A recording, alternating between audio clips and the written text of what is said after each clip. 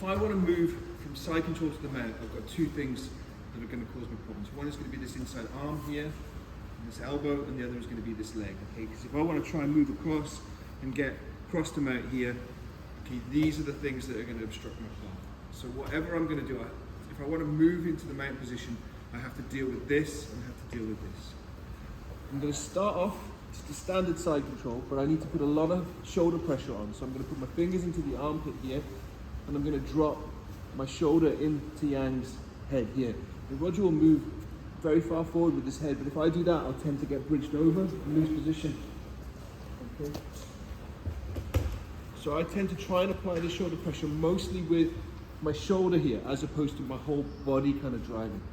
Now his elbow's digging in hard here. Yang's one of the hardest people to do this technique on, actually, because he's so good at keeping that elbow tight. I've demoed this on him a number of times over the years.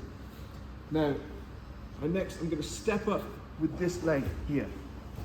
Okay, you see it, and I'm starting to turn my body, and I'm starting to lean my weight on his jaw, and I'm going to start to just walk around.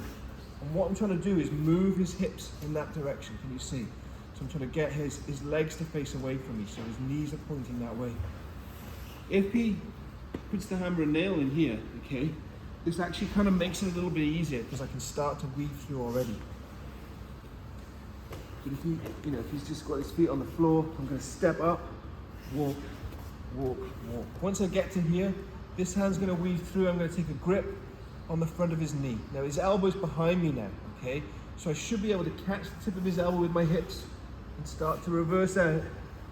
And then I've collected his arm, and his arm is trapped underneath my armpit here, okay?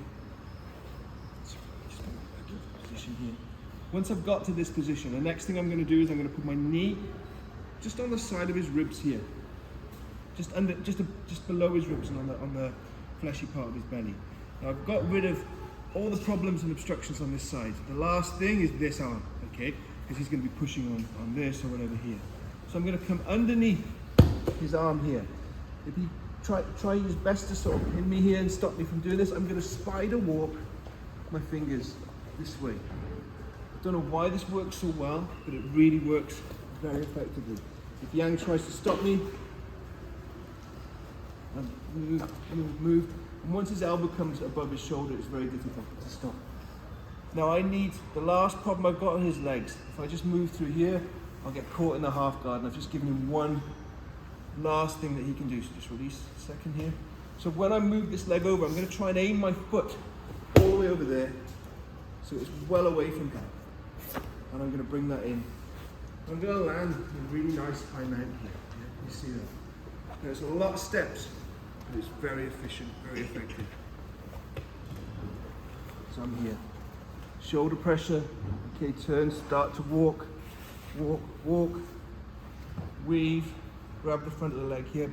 My hip should be able to catch his arm now. I can reverse in, square back up, and his arm is now caught on this side of me. Okay, from here, knee comes up, all right?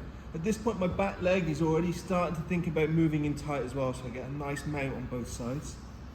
Just gotta clear this arm. Sometimes you can just lift it, okay? But I like to do this. And now this foot needs to move as far away from those legs as possible over there. Bring it in. And I land in a really, really nice secure high mount position here. I've actually got his arms above my hips. It's an excellent way to mount, yeah? I'll show it one last time. Shoulder pressure on. Start to look that way. Walk. Weave. Reverse. Knee up.